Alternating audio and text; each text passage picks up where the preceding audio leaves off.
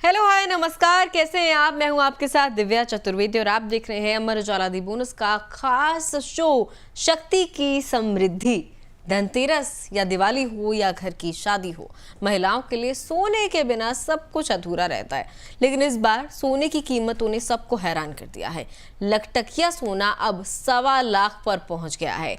बढ़ती कीमतों के बीच अब महिलाओं के पास एक स्मार्ट विकल्प है, वो है गोल्ड एक्सचेंज। ब्रांडेड ज्वेलर्स भी गोल्ड एक्सचेंज को लेकर स्कीम चला रहे हैं।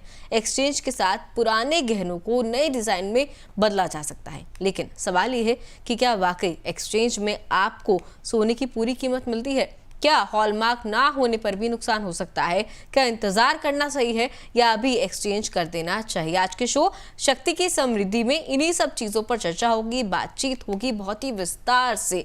लेकिन चर्चा शुरू करें उससे पहले, क्योंकि गोल्ड की बात हो रही है, चांदी भी पीछे नहीं है, तो एक बार आपको इन दोनों ही मेटल्स के रिटर्न दिखा देते हैं किस तरीके के रहे हैं।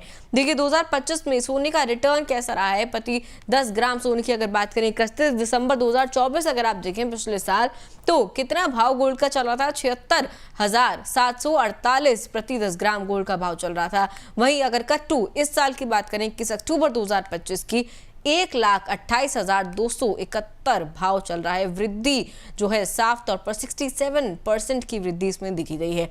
वहीं अगर चांदी के रिटर्न की बात करें 2025 में, चांदी ने भी बहुत ही शानदार रिटर्न दिए हैं। 31 दिसंबर 2024 पिछले साल का भाव अब देखिए प्रति किलोग्राम अगर चांदी का भाव देखा जाए 87,233 इतना भाव चल रहा था 21 अक्टूबर 2025 की। वहीं अगर बात करें देखिए 1.5 लाख के आसपास जो है ये भाव आ गया है। 72% 72% की जो है वृद्धि इसमें भी देखी गई है। देखिए सोने चांदी के रिटर्न हमने आपको दिखा दिए किस तरीके से भाव में बढ़ोतरी हो रही है। इसके अलावा आज के शो में क्या कुछ खास चर्चा होने वाली है ये आप जान लीजिए। देखिए ऑन द शो आपके लिए क्या क्या है। सबसे पहले आगे बढ़ने से पहले इस पर बात कर लेते हैं।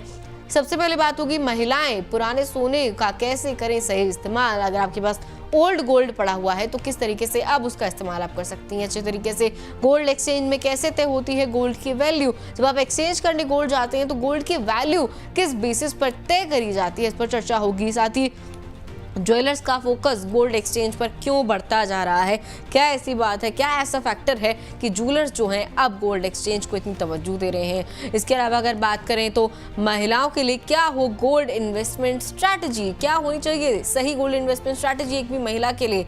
और बिना हॉलमार्किंग पुराने गहनों की कितनी मिलेगी वैल्यू। अगर आपके पुराने गहनों पर हॉलमार्किंग नहीं है जो कि आपकी ज्वेलरी पर होती है तो फिर कितनी वैल्यू आपको इसकी मिलेगी। चर्चा में आगे बढ़े अपनी एक्सपर्ट के पास जाएं उससे पहले दिल्ली की गृहिणी ने अपनी पुरानी ज्वेलरी बदलकर नए गहनों में की स्मार्ट सेविंग कैसे की, ये देख लेते हैं। दिल्ली की रीता शर्मा को मां के गहनों की डिजाइन पसंद नहीं थी, तो इस दिवाली पुरानी डिजाइन के सोने के सेट को एक्सचेंज किया। ज्वेलर ने 15 साल पुराने सोने की पूरी वैल्यू दी, साथ ही मेकिंग चार्ज में डिस्काउंट भी दिया। कुल मिलाकर उन्होंने सोने की महंगाई के बावजूद पुराने सोने से नई डिजाइन की ज्वेलरी बनवाई और पैसे भी बचाए। रीता का कहना है कि अब मेरे पास आधुनिक डिजाइन भी है और हॉलमार्क का भरोसा भी। देखिए तो त्रेता की तरह आपको भी एक स्मार्ट इन्वेस्टर बनना है। गोल्ड एक्सचेंज अगर स्ट्रैटेजी आप अपना रहे हैं, अपने पुराने गहनों के बदले नया गोल्ड लेना चाहते हैं, नई ज्वेलरी लेनी चाहते हैं, तो फिर किस तरीके से एक स्मार्ट बायर आपको बनना है, इसी पर आज चर्चा होगी। और आज हमारे साथ इस चर्चा में एसएस वेल्थ स्ट्रीट की रिसर्च एनालिस्ट मौमिता समांता जुड़ रही हैं, जो महिलाओं के लिए गोल्ड इन्वेस्टमेंट एक्सचेंज और ज्वेलरी वैल्यूएशन पर सालों से सलाह देती रही हैं। मैम बहुत बहुत स्वागत है आपका शक्ति की समृद्धि में। Thank you Divya, thank you for inviting me to your platform. मैं Moumita Samanta SS wealth street की तरफ से सबसे पहले तो बोनस की फैमिली और सभी दर्शकों को दिवाली की हार्दिक शुभकामनाएं देना चाहूँगी। और ये बात तो आपने बहुत ही सही कही कि गोल्ड एक्सचेंज की आजकल बातें चल रही है, क्योंकि गोल्ड ऑलमोस्ट 1.25 लाख तक जा चुका है। हम पहले ये बात करते हैं कि गोल्ड ने कितना रिटर्न दिया है। आपने जैसे ही पहले शो के स्टार्टिंग में ही बताया कि गोल्ड प्राइसेस ऑलमोस्ट 67% रिटर्न दे चुके हैं ईयर टिल डेट। और ईयर टिल डेट की बात करें तो 67%। हाउएवर अगर हम 5 साल की बात करें तो और CAGR के बेसिस के बात करें तो गोल्ड ने 13% रिटर्न दिया है। लेकिन 20 साल, क्योंकि हम इंडियंस गोल्ड को हमेशा से एक्यूमुलेट करते रहे हैं, तो अगर 20 साल से और आज पिछले 20 साल और आज तक की बात करें तो गोल्ड ने ऑलमोस्ट 1700% रिटर्न दिया है। ऐसा रिटर्न शायद किसी भी एसेट क्लास ने आपको दिया होगा। और गोल्ड के चलते और हमारी इंडियन गृहिणी के स्मार्टनेस के चलते, जो हमेशा से गोल्ड को सिर्फ थोड़ा थोड़ा करके ही सही हर फेस्टिवल में चाहे एक छोटी रिंग ही लेनी हो, वो हमेशा से गोल्ड ही प्रेफर करती हैं। इसके चलते गोल्ड जो हमारी गृहिणियों के पास है वो बहुत सारा गोल्ड है, और जिससे कि आज उनकी वैल्यूज काफ़ी बढ़ी हुई हैं। तो आजकल जो गृहिणियां हैं हमारी इंडियन फैमिलीज है, they are certainly rich by some gold factors. और ये साल ही गोल्डन है। आप देख ही सकते हैं कि ये साल सिर्फ गोल्ड का ही चल रहा है। गोल्ड प्राइसेस इतने बढ़ चुके हैं, इक्विटी ने भी इतना रिटर्न नहीं दिया है। हाउएवर गोल्ड प्राइसेस आपको आपकी सिर्फ वेल्थ क्रिएशन ही कर रही है, सिर्फ प्रिजर्व नहीं कर रही है, वेल्थ क्रिएट कर रही है आपके लिए। तो इस तरीके से गोल्ड आपके लिए एक बहुत ही बेहतर investment opportunity as an asset class सामने आई है। बिल्कुल, जैसा कि मैम ने कहा कि हमेशा से महिलाएं जो हैं खासकर कि इंडियन फैमिलीज़ में गोल्ड खरीदना प्रेफर करती हैं, चाहे अंगूठी लेनी हो, चाहे कोई कंगन लेना हो। लेकिन अगर इन्वेस्टमेंट के नज़रिए से भी देखें तो भी गोल्ड एक अच्छा एसेट साबित हुआ है। मैम, सबसे पहला सवाल हमारा आपसे ये रहेगा, परिवार में पुराना सोना रखा है, सपोज किसी की दादी की सोने की ज्वेलरी रखी है, मदर की सोने की ज्वेलरी रखी है, मैम ऐसे में इसका सही इस्तेमाल कैसे किया जा सकता है? देखिए, आपकी सोना चाहे 10 साल पुराना हो, 20 साल पुराना हो या 50 साल पुराना हो, सोना सोना ही रहेगा। आप उस सोने को यूटिलाइज कीजिए, रीमॉडल कीजिए, रीवैम्प कीजिए। आपका पहले का जो ज़माना था उसमें क्या होता था, हेवी सेट्स बनते थे, बड़े-बड़े इयररिंग्स होते थे। पर आजकल, क्योंकि आजकल की भागदौड़ वाली ज़िंदगी में सबको छोटा चीज़ चाहिए, जो कि हम आराम से पहन सकें, अपने ऑफ़िसेज़ में जा सकें और ट्रैवल कर सकें। इस तरीके से आप अपने पुराने गोल्ड को रीमॉडल कीजिए। आपके पास अगर 10 ग्राम के एक गोल्ड का नेकलेस है, उससे शायद आप 3 ज्वेलरी बना सकते हैं लाइट वेटेड ज्वेलरी में। तो उस तरीके से आप रीमॉडल कर सकते हैं। और अगर इन कैश करना चाहिए, देखिए वैसे तो बहुत ईज़ी है कि आप गोल्ड को सेल कर दें और आप कैश ले लें। हाउएवर उससे क्या होता है कि गोल्ड की प्राइस की एप्रिसिएशन को आप एन्जॉय नहीं कर पाएँगे। और एक स्मार्टर वे ये हो सकता है कि अगर आपको इमीडिएट मनी चाहिए, आप गोल्ड लोन ले सकते हैं, जिसमें कि 75% ऑफ द वैल्यू आपको मिलता है, जो कि आरबीआई ने तय कर रखी है। हाउएवर ये जो 75% वैल्यू है वो फिक्स्ड नहीं है। आरबीआई ने एक थ्रेशोल्ड बना रखा है कि 75% of the value of the gold जो आप सबमिट कर रहे हैं बैंक में, उसका मिलता है। पर ये कभी कभार 85 भी होता है, कभी कभार 70 भी होता है। डिपेंड करता है कि आप कितना लोन लेते हैं और किस बैंक से लेते हैं। इवन आपका सिविल स्कोर से भी डिपेंड करता है। तो आप लोन ले सकते हैं, और जब भी आपके पास मनी हो, जब आपका मनी यूटिलाइजेशन हो जाए, आप अपने गोल्ड को बैंक से बाहर निकाल सकते हैं। और इससे क्या होता है, आपका गोल्ड एज इट इज रहा, आपने गोल्ड प्राइस अप्रिसिएशन के भी मजे लिए, आपका इन कैश हो गया, आपका काम भी निपट गया, पर आपका गोल्ड आपके घर पे ही रहा। ये 2 मेजर फैक्टर है जिस तरीके से आप गोल्ड को रीयूटिलाइज कर सकते हैं। ठीक है, तो ये कुछ तरीके हैं गोल्ड को अगर आप रीयूटिलाइज करना चाहते हैं। लेकिन एक पहलू और है, उसके बारे में भी हम चर्चा करेंगे। मैम, WGC की रिपोर्ट आई थी, उसके मुताबिक 25,000 टन सोना भारतीय परिवारों के पास है। 25,000 टन छोटा अमाउंट नहीं है, काफ़ी बड़ा अमाउंट है। इसमें से जो अधिकांश सोना है महिलाओं के ही पास है, लेडीज़ के पास ही देखा जा रहा है। मैम, लोग पुराना सोना बेचने में क्यों इतना हिचकिचाते हैं? मतलब आप अगर कंज्यूमर्स का नेचर स्टडी करती हैं तो फिर क्या ऐसी एक झिझक रहती है पुराने गोल्ड को बेचने में? ये पुराने गोल्ड को बेचने की बात में हम सेकंड उसमें आएंगे। पहले मैं बताती हूँ, 25,000 टन इतना तो यूएस गोल्ड रिजर्व के पास भी नहीं है। उनके पास भी 8,000 टन गोल्ड रिजर्व है। चाइना जो सेकंड में आता है उसके पास ऑलमोस्ट 6,000 टन्स रिजर्व है, और इंडिया के पास 800 टन रिजर्व है। और उससे कहीं गुना इन सबको मिलाने के बाद भी हमारी इंडियन फैमिलीज के पास 25,000 टन्स है, almost 3 to 4% times of the reserves, जो कि हमने अभी बात करी। तो ये एक बहुत ही स्मार्ट मूव था हम सब इंडियन फैमिलीज के लिए, जिन्हें हम सालों से गोल्ड को प्रिजर्व किया, गोल्ड खरीदा, चाहे वो 5,000 के भाव में भी खरीदा होगा, किसी ने 10,000, किसी ने 20,000 के भाव में भी खरीदा होगा। ये जो गोल्ड एक्यूमुलेट करके उन्हें रखा है, और जिसकी वैल्यू आज करोड़ कहीं 1,000 करोड़ है, क्योंकि 25,000 टन कोई छोटी वैल्यू नहीं है। ये दिखाता है कि हमने जो सेविंग करना सीखा है, वो एक हमारे लिए एक बहुत ही पॉजिटिव पॉइंट प्रूव हुआ। और गोल्ड जो कि सेफ हेवन डिमांड के हिसाब से चलता है, उसने एक्चुअली इंडिया को, जब रिसेशन टाइम आता है या फैमिलीज में कोई प्रॉब्लम आता है, and it has actually always worked. तो अब जो बात आती है कि इसको बेचने की, गोल्ड हमारे लिए, इंडियन फैमिलीज के लिए it's not only an asset, ये सिर्फ एक फाइनेंशियल एसेट नहीं है, ये हमारे लिए बहुत इमोशनल वैल्यू रखता है। चाहे वो हमारी दादी नानी ने दिया हो या हमारे पापा ने एक छोटी सी रिंग या ईयररिंग क्यों ना दिया हो, इसमें बहुत इमोशनल वैल्यूज होते हैं। इसलिए सेलिंग जो है, गोल्ड को सेल करने की बात हम सबसे आखिर में देखते हैं। That is the last option any family look forward to. हम उस गोल्ड को यूटिलाइज करने की कोशिश करते हैं कि अगर हमें, फॉर एग्जाम्पल, सबसे जो कॉमन यूसेज होता है जो हमने देखा है कि लड़कियों की शादी करवानी होती है, घर पे गोल्ड है तो आप उसी गोल्ड को रीयूटिलाइज कीजिए, उसी को हमने जैसे कि बोला कि हम उसको रीमॉडल कर सकते हैं, आज के हिसाब से डिजाइन कर सकते हैं। तो हमने कुछ बेचा नहीं, आपका गोल्ड आपके घर पे ही रहा। बेचना तब ऑप्शन आता है जब आपको सही में इमीडिएट कैश की जरूरत है, तब हम लगता है कि अच्छा ठीक है, जरूरत है तो हम एक बार को बेच सकते हैं। पर इमोशनल वैल्यू के चलते गोल्ड इतनी आसानी से हम इंडियंस नहीं बेचते, ये सबसे बड़ा फैक्टर है। और दूसरा फैक्टर जो है, गोल्ड एक अप्रिशिएटिंग एसेट है। हम देख रहे हैं सालों से गोल्ड प्राइजेस सिर्फ ऊपर ही जा रहा है और न्यू हाइज बना रहा है। कहाँ हमने कभी देखा था 3,000 रुपये प्रति 10 ग्राम चल रहा था, और आज के डेट में अगर हम बुलियंस में खरीदना चाहें तो ऑलमोस्ट 1,30,000 के भाव में मिलता है। तो बिकॉज एक ये अप्रिशिएटिंग एसेट है, हम कोशिश करते हैं कि जो गोल्ड हमारे पास है उसको प्रिजर्व करके रखा जाए, उसको अपने पास ही रखा जाए। कारण क्या है, आज थोड़ा शायद पुल बैक आके थोड़ा नीचे आ सकता है, हाउएवर जो लॉन्ग टर्म ट्रेंड है वो पॉजिटिव ही है। ये भी एक कारण है जिससे कि हम गोल्ड को सेल करना नहीं चाहते हैं। ठीक है, तो ये कुछ एक कारण है कि जिस वजह से जो है लोग अपना घर में रखा पुराना गोल्ड जो है, पुरानी गोल्ड ज्वेलरी है, उसको बेचने से थोड़ा बहुत झिकझिकाते हैं।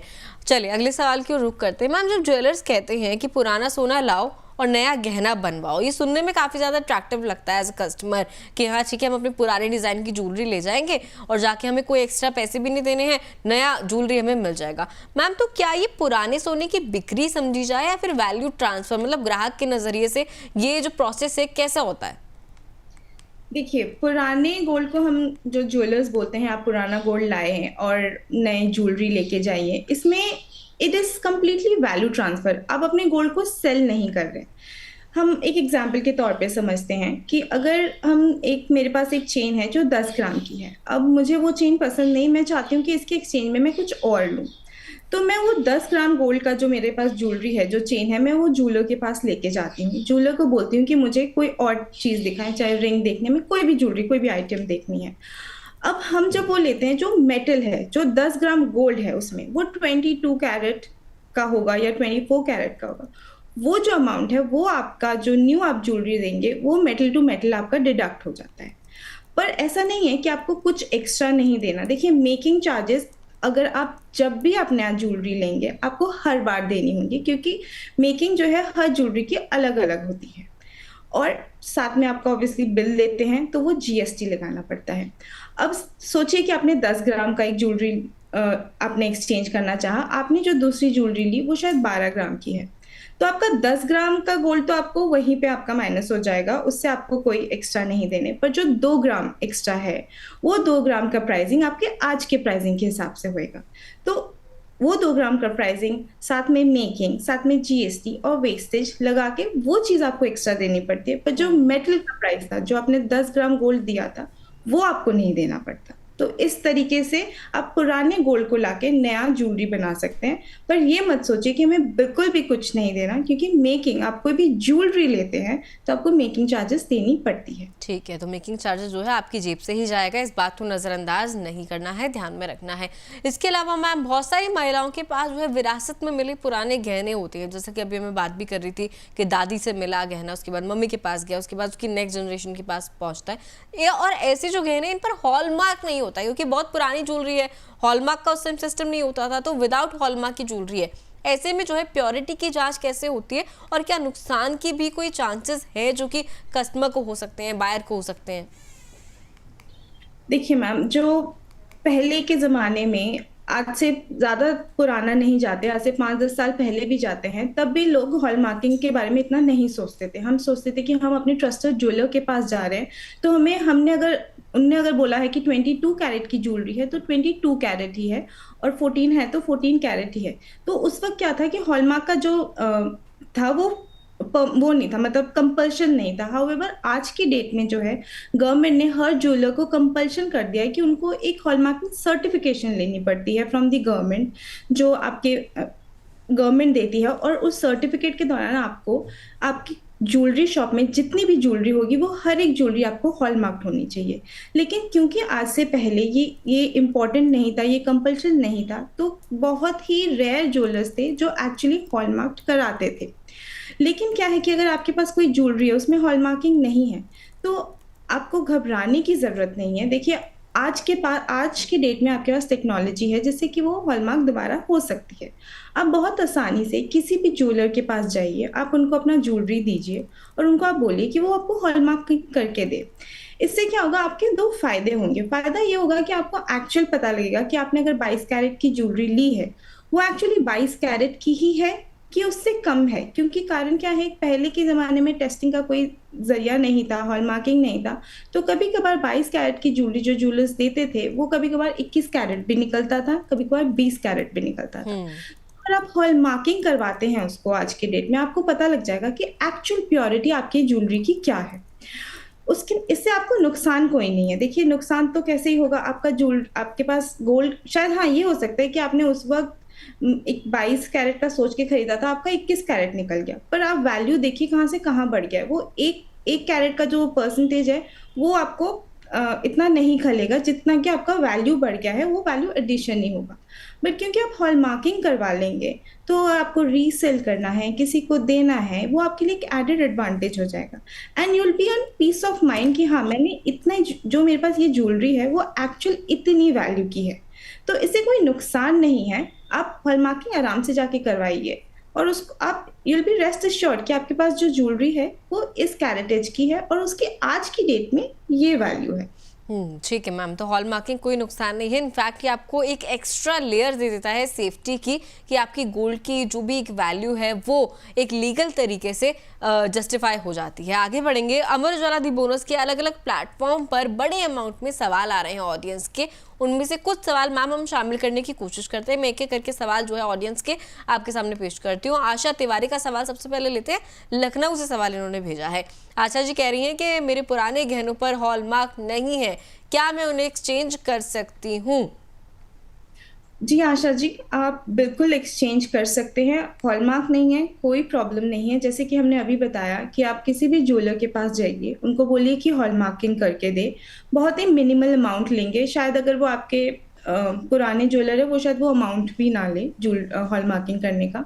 उसको हॉलमार्क करेंगे ज्वेलर। आप किसी की भी ज्वेलर के पास भी अगर जाएँगे, तो वो आपसे एक्सचेंज करने से पहले भी वो खुद हॉलमार्क करेंगे, आपको बताएँगे कि इसमें इतना परसेंटेज ऑफ गोल्ड है, वो 22 कैरेट का गोल्ड है कि 14 है कि 18 कैरेट है, वो आपको बताएँगे और उसके हिसाब से वो उसकी वैल्यू लगाएँगे कि आज की डेट में इसकी वैल्यू इतनी है और तब आपका वो एक्सचेंज करेंगे। बट हाउएवर, मैं आपको ये सलाह दूँगी कि आप खुद से हॉलमार्क करवा के ले जाइए। वो एक आपके लिए एडेड एडवांटेज होगा, आपको पहले से पता होगा। और ज्वेलर्स तो है जो आपके सामने वो करवा के देंगे ही देंगे। बिना हॉलमार्किंग के आप प्लीज़ एक्सचेंज मत कीजिए गोल्ड। आप जब भी एक्सचेंज करने जाइए, आप खुद ही ज्वेलर को बोलिए कि आप पहले हॉलमार्किंग करवाइए, उसके बाद आप एक्सचेंज वैल्यू लगाइए। ठीक है, तो पहले आपको जाना है शॉप पर, तो ये जरूर इंश्योर करना कि हॉलमार्किंग पहले हो। इसके अलावा रीमा मालवानी जी का सवाल लेते हैं। अकोला से सवाल इन्होंने भेजा, एक्सचेंज को लेकर ही सवाल है। कह रही है क्या एक्सचेंज में 100% सोने की वैल्यू मिलती है या फिर कुछ कटौती होती है? मैम, ये तो आपने बताया कि मेकिंग चार्जेस वगैरह जो लगेंगे वो हमें अपनी जेब से देने होंगे। सोने की वैल्यू को लेकर 100% रीमा जी को मिलेगी अगर वो एक्सचेंज कराने चाहती हैं तो?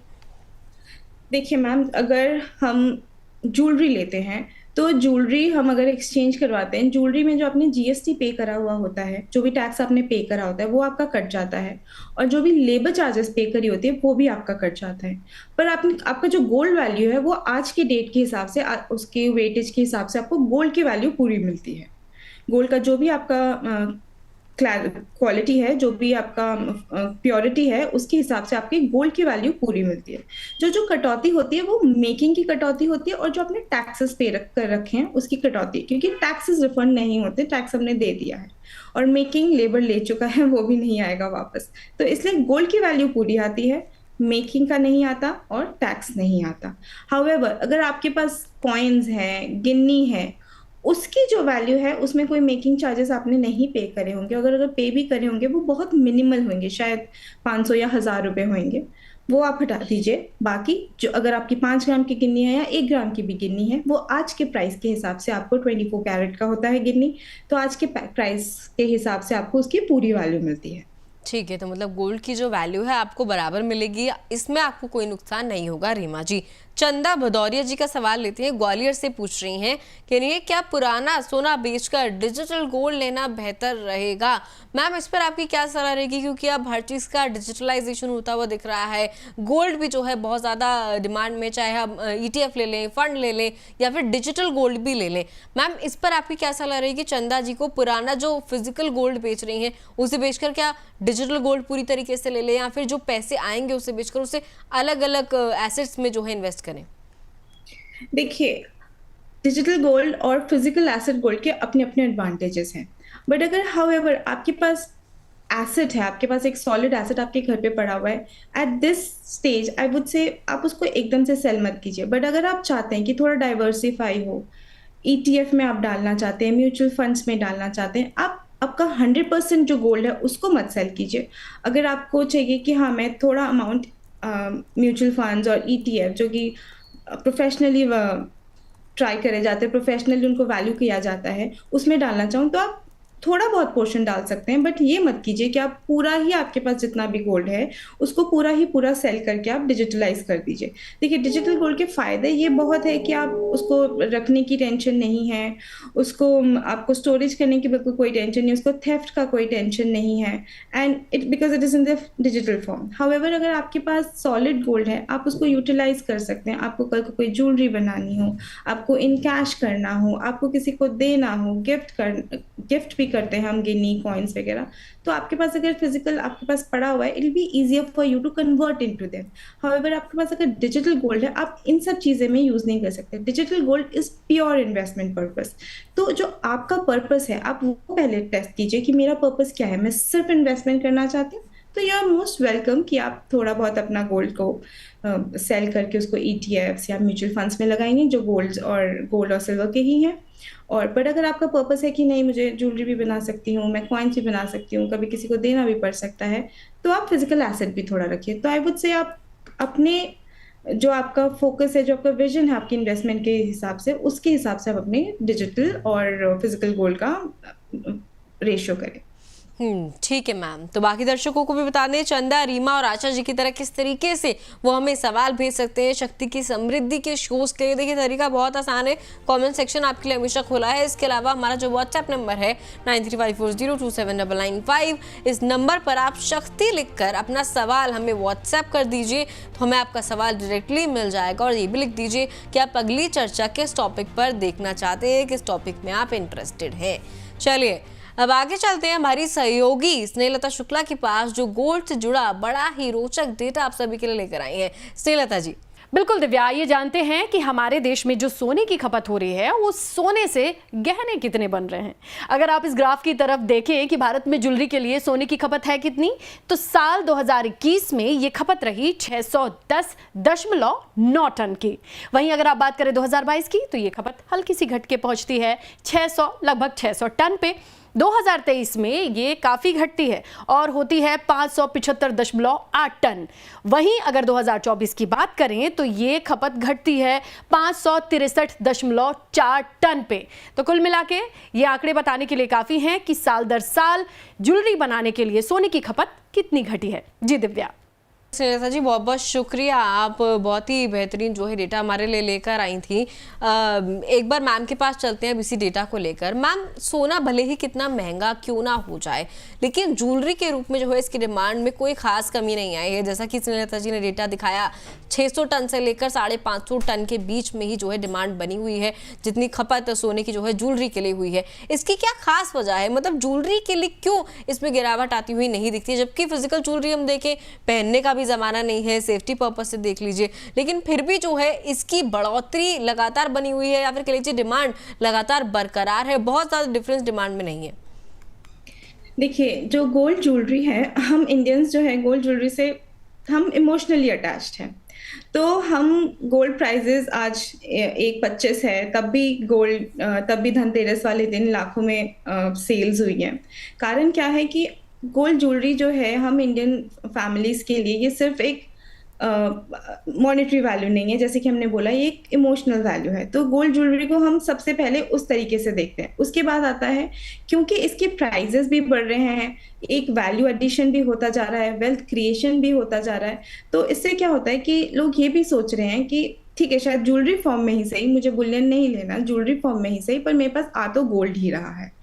इससे क्या होता है कि मे बी मैं बुलियन नहीं ले रहा हूँ, उसमें मेरे को ज़्यादा पैसे देने पड़ते हैं, या मैं अपने हिसाब से ज्वेलरी ले रहा हूँ, चाहे मैं कम ले रहा हूँ। आजकल छोटे अमाउंट की, छोटे साइजेस की ज्वेलरी है, बट ज्वेलरी मेरे को गोल्ड की ही पहननी है। वो हमारा एक हमेशा से ही रहा है, चाहे हम नानी दादी को बोल दो, मम्मी को बोल दो, पापा को बोल दो, वो यही बोलते हैं कि क्यों, अगर ज्वेलरी पहननी है तो चाहे छोटा भी पहनो, पर गोल्ड का ही पहनो। इससे क्या, ये बहुत बड़ा एक कारण है जिस वजह से गोल्ड ज्वेलरी में कमी नहीं आती हुई आपको दिखेगी इतनी मेजर। ठीक है मैम। तो ये जो कारण है, खास करके हिंदुस्तान की बात करी जाए तो ये वो कारण है कि ज्वेलरी के लिए जो है डिमांड कहीं से भी कम होती हुई नहीं नज़र आती है। हालांकि हम रोज़ाना मतलब हर साल जो है ऐसे त्यौहार मनाते हैं जिस पर गोल्ड खरीदना शुभ भी माना जाता है। अक्षय तृतीया हो गई, धनतेरस हो गया, तो इस पर जो है लगातार गोल्ड की डिमांड कभी भी मुझे लगता है कम होती हुई नहीं दिखी है, चाहे भाव कितने भी बढ़ते हुए नज़र क्यों ना आए हों। इसके अलावा मैम, क्या इस वक्त जब दाम ऊँचे हैं, एक्सचेंज करने का जो एक नज़रिया लोग रख रहे हैं बेहतर रहेगा, या फिर कीमत और बढ़ने का इंतजार अभी उन्हें करना चाहिए? देखिए, एक्सचेंज तो आप कर सकते हैं। आपको न्यू ज्वेलरी बनानी है, उसको बुलियन में एक्सचेंज करना है, एक्सचेंज तो आप कीजिए, क्योंकि आपका जो मेटल है वो आपका पहले भी 10 ग्राम था, आज भी 10 ग्राम है। पहले आपने शायद उसको 10,000 रुपये प्रति 10 ग्राम लिया होगा, आज वो 1,30,000 रुपये प्रति 10 ग्राम है। तो एक्सचेंज तो आप कर सकते हैं, बट मैं ये नहीं बोलूँगी कि आप उसको बेच के उसको इन कैश कीजिए। कारण क्या है कि गोल्ड की अभी डिमांड और प्राइसेस और बढ़ सकते हैं, क्योंकि जैसे कि आप देख सकते हैं कि जियोपॉलिटिकल टेंशन्स चल रही है, वॉर्स चल रहे हैं, Russia Ukraine, Israel Hamas, US की इकोनॉमी टालमटोल हो रही है, टैरिफ वॉर चल रहे हैं, जिसका अभी तक कोई समाधान इस तरीके से आया नहीं। जब तक इसका समाधान आएगा नहीं, गोल्ड प्राइसेस हम और बढ़ता हुआ देख सकते हैं। हमने आप ही के शो में 16 अक्टूबर को हमने बोला था कि गोल्ड प्राइसेस 132 के ऊपर नहीं जाएंगे, तो हमने देखा है कि वो 132 से अभी आज के दिन में अभी वो 1,20,000 के आसपास है ऑलमोस्ट। हाउएवर, इस प्राइस में आप ये ज़रूर कर सकते हैं कि आप जितने लोअर प्राइसेस में आप एक्यूमुलेट कर सकते हैं, पर गोल्ड सेलिंग की तरफ अभी नहीं चाहिए, क्योंकि ट्रेंड जो है ओवरऑल पॉजिटिव ही है। तो एक्सचेंज ज़रूर कीजिए। आपको ज्वेलरी बनाना है, रीमॉडल करना है, आपको ज्वेलरी से उसको बुलियंस में लाना है, कॉइन्स बनाने हैं, वो ज़रूर कीजिए, बट अल्टीमेटली सेल मत कीजिए। आप एक्यूमुलेट ज़रूर कर सकते हैं at staggered in a phased way. अभी 1,20 है, अगर 1,20 का लेवल तोड़ता है तो हम 1,18 भी देख सकते हैं। तो आप अलग अलग लेवल्स पे आप एक्यूमुलेट कीजिए गोल्ड को, बिकॉज ओवरऑल ट्रेंड हम पॉजिटिव ही देखते हैं। ठीक है मैम। तो ये जो सलाह है आप लोगों के लिए मैम की तरफ से निकल कर आ रही है। मैम, इसके अलावा क्या रोज़ाना के गोल्ड रेट जो है किस चीज़ पर निर्भर करते हैं? क्या ज्वेलर अपनी मर्जी से रेट तय करते हैं? एक्सचेंज रेट की अगर बात करी जाए, क्या ग्राहक को एक्सचेंज से पहले रेट की जानकारी भी रखनी चाहिए? किस तरीके से रेट गोल्ड के चढ़ रहे हैं या फिर उतरते हुए नजर आ रहे हैं? देखिए, जो गोल्ड रेट है वो ज्वेलर्स तय नहीं करते हैं। गोल्ड रेट आपको एमसीएक्स में दिखता है, पर यहाँ पे एक बहुत मेजर पॉइंट है जो बाकी बहुत लोग नहीं समझते हैं। एमसीएक्स में जो रेट होता है और जो बुलियन का रेट इन फिजिकल होता है मार्केट में, उसमें डिफरेंस होता है। वो कभी कभार डिस्काउंट और कभी कभार प्रीमियम में भी चलता है। तो हम समझते हैं कि प्रीमियम और डिस्काउंट क्या होता है। फॉर एग्जाम्पल, एमसीएक्स में हम एक एग्जाम्पल के तौर पर चलते हैं। अगर एमसीएक्स में 10,000 रुपये का गोल्ड चल रहा है, हम मार्केट में जाते हैं और हम ज्वेलरी बाय करने जाते हैं, वहाँ पे हमें ज्वेलर लगाता है 11,000 रुपये। इसका मतलब उसको 11,000 रुपये में वो 10 ग्राम खरीद रहा है। तो मतलब जो गोल्ड प्राइजेस है वो प्रीमियम में चल रहे हैं फिजिकल में। कभी कभार, जो कि बहुत ही रेयर होता है, कि वो डिस्काउंट में भी चल सकते हैं। तो 10,000 रुपये आपने एमसीएक्स में देखे, वो आप जब ज्वेलर के पास जाते हैं वो आपके पास 9,500 रुपये लगाते हैं, तो आपके पास 500 रुपये का डिस्काउंट चल रहा है मार्केट में। तो ये एक मेजर इन्फॉर्मेशन है जो काफ़ी कंज्यूमर्स को पता नहीं होता, और उनको लगता है कि शायद एमसीएक्स वाला रेट ही लगना चाहिए। तो ये मैं थोड़ा एम्फसाइज करना चाहूँगी इसी कारण। ज्वेलर्स कोई अपना भाव नहीं सेट करते, ये भाव मार्केट से ही सेट होता है। और as a consumer, because information बहुत ही फ्रीली अवेलेबल है, आप इंटरनेट में अवेलेबल है कि लाइव मार्केट प्राइसेस क्या चल रही है, फिजिकल प्राइसेस भी अवेलेबल है, तो आप before going to this store आप अपना होमवर्क ज़रूर करके जाइए कि कहाँ पे क्या प्राइसेस चल रहे हैं। स्टेट टू स्टेट डिफर करते हैं बिकॉज ऑफ टैक्सेशन। तो आप अगर दिल्ली में हैं तो आप दिल्ली का रेट देख के जाइए कि आज का रेट फिजिकल मार्केट में क्या चल रहा है, ताकि आप जब शॉपकीपर के साथ बैठे और जब वो आपके लिए रेट फैलाए तो आपको पता लगे कि एक्चुअल में रेट कहाँ है, या कहीं पे आपको कोई ठगी तो नहीं हो रही, या आपको अगर रेट पता होगा तो आपके लिए बेनिफिशियल होगा। ठीक है मैम। चलिए, एक्सचेंज की बात हो ही रही है तो एक सवाल और है मैम, बहुत सी महिलाएं जो है भ्रमित हो जाती हैं कि रीमेकिंग में वही सोना नया बनता है या फिर उसमें वजन कटता है, कौन सा ऑप्शन ज्यादा किफायती हो सकता है मैम किसी के लिए भी? मैम देखिए, सोना रीमेकिंग में कुछ नया नहीं होता, सोना गोल्ड वही है। ठीक है, आपका गोल्ड कोई भी ज्वेलर लेता है तो उसको रीमेक करने के लिए उसको वो मेल्ट करना पड़ेगा। तो वही जो क्या होता है कि अगर ज्वेलर के पास दो ऑप्शंस होते हैं एक्चुअली। ज्वेलर जो होता है वो एनीवेज अपना स्टॉक तो रख ही रहा है, तो अगर उसको आपकी ज्वेलरी पसंद है, वो क्या पता वो उसको रख ले एज इट इज, और उसमें जितना मेटल है, उसमें जितना गोल्ड है, चाहे वो 10 ग्राम गोल्ड है, 22 कैरेट में कन्वर्ट कर रहे हैं तो वो 22 कैरेट का 10 ग्राम आ रहा है, तो वो अपना भी दे सकता है। और ये भी हो सकता है कि शायद आपने जो उसको ज्वेलरी दी है वो उसके डिज़ाइन उसके लिए it's not of use to him, तो वो क्या कर सकते हैं, वो आप ही की ज्वेलरी को मेल्ट करके उसी गोल्ड को इस्तेमाल करके उतना ही वेट, उतना ही कैरेटेज का आपको ज्वेलरी चाहिए तो उसी में वो बना सकते हैं।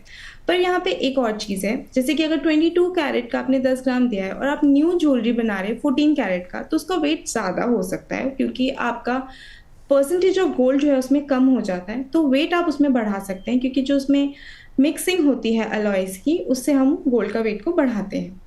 तो आपका गोल्ड का वेट कुछ कम नहीं हो रहा। अगर 22 कैरेट का 10 ग्राम है तो 14 कैरेट का वो करीबन 12 से 13 ग्राम होएगा।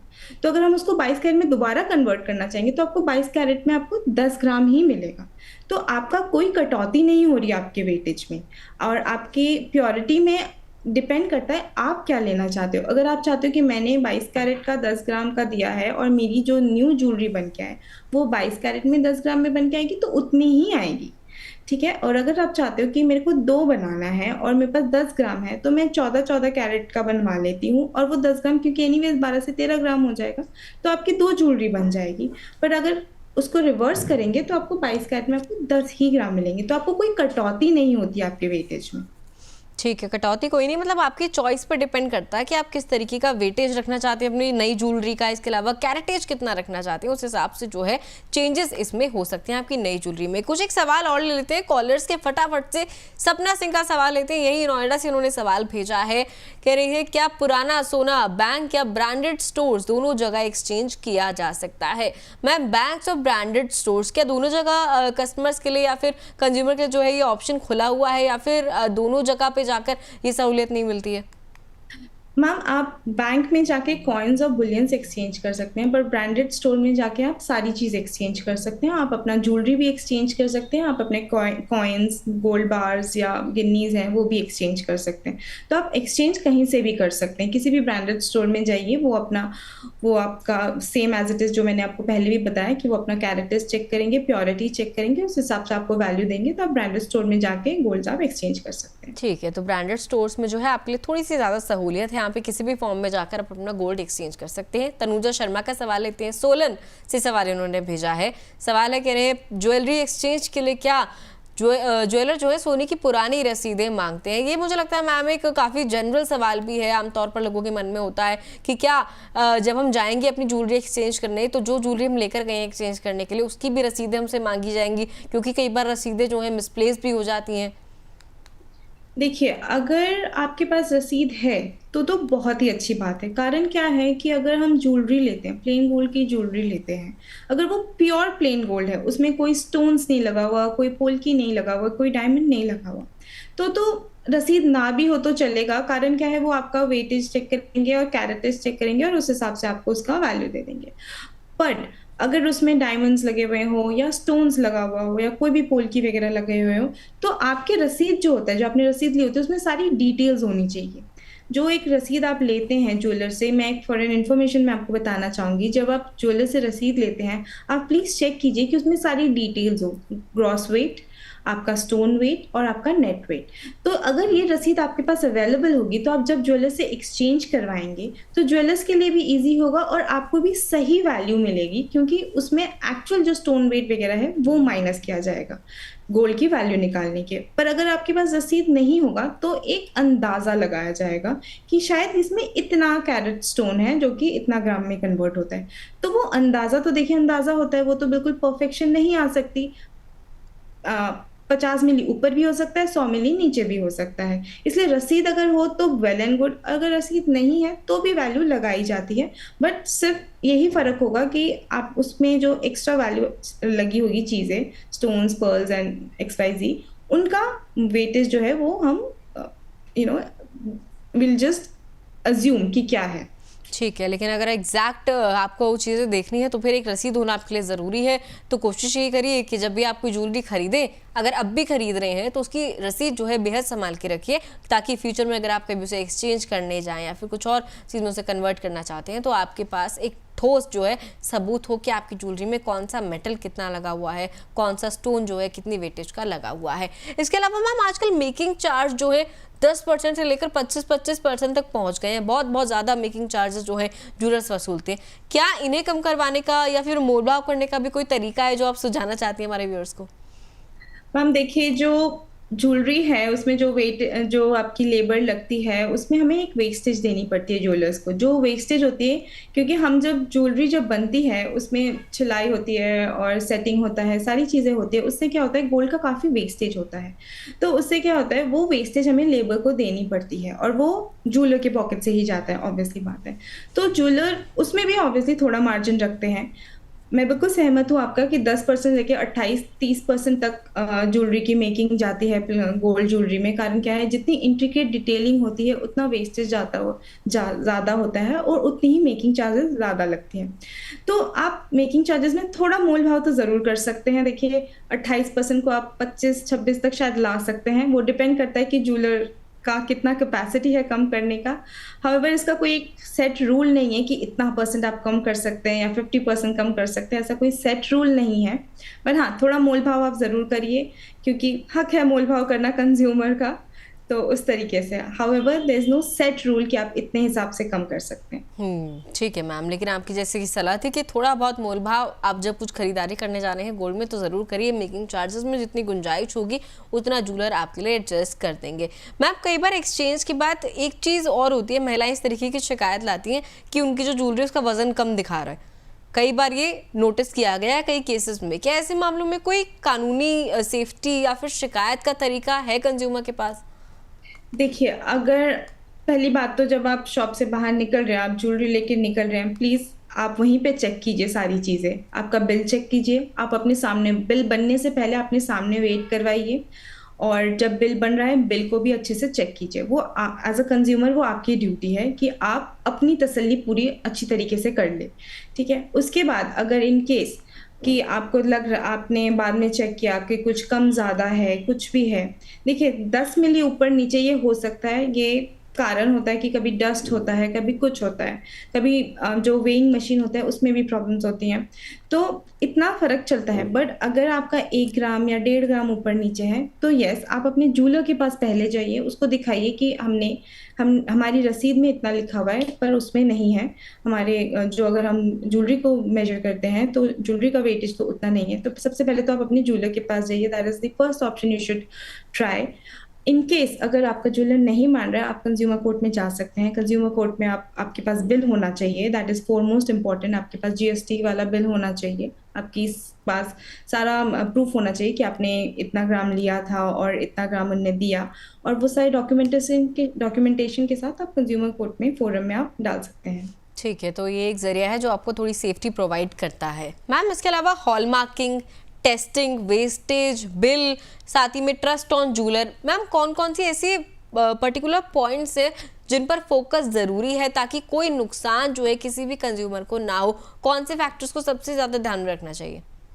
देखिए, जब हम ज्वेलरी लेने जाते हैं ना, हम लोग थोड़ा स्वेड हो जाते हैं डिज़ाइन को देख के कि ये अच्छा है वो अच्छा है, वेरी गुड, वो तो ऑब्वियसली क्योंकि हमें पहनना है, वो हमारी आइडेंटिटी बनती है। तो सर्टेनली आप ज्वेलरी को डिज़ाइन से तो करिए ही करिए, आप अपना सिलेक्ट कर लीजिए। उसके बाद सबसे फर्स्ट एंड फॉरमोस्ट इम्पॉर्टेंट है, आप हॉलमार्क ज़रूर चेक करिए। सिर्फ ज्वेलर के कहने पे नहीं, जो हॉलमार्किंग होता है वो ज्वेलरी के ऊपर ही इनग्रेव्ड होती है, जो गवर्नमेंट ऑथराइज हॉलमार्किंग में जाता है, तो वो ज्वेलरी के ऊपर ही इनग्रेव्ड होती है। उसमें आप हॉलमार्क देखिए कि वो आपने कौन से कैरेटेज का लिया है, 22 का लिया है, 14, 18 जो भी है, उसके हिसाब से उसके नंबर्स होते हैं। फॉर एग्जांपल 22 का 916 होगा, 18 का आपका 750 होगा और 14 का आपका 500 समथिंग होगा। तो इस तरीके से वो आपका मार्किंग होगा। उसके साथ BIS का मार्क होगा, साथ में आपने जिस ज्वेलर का लिया है उसके इनिशियल भी उसमें इनग्रेव्ड होते हैं। तो ये 3 चीज़ें आप सर्टेनली चेक कीजिए और खुद से चेक कीजिए। आपको शायद नेकेड आई से में भी ना दिखे, बहुत छोटा-छोटा लिखा होता है। हर एक ज्वेलर के पास आई ग्लास होता है, आई ग्लास लीजिए और चेक कीजिए। वो सबसे फॉरमोस्ट इम्पोर्टेंट है।